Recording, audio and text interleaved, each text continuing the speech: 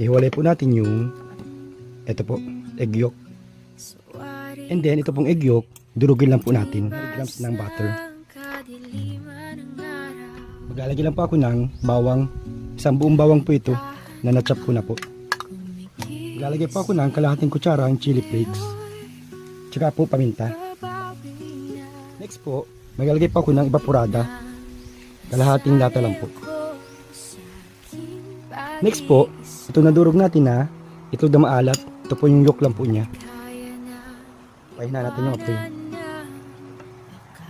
Last part po, ilalagay ko na po itong chicken.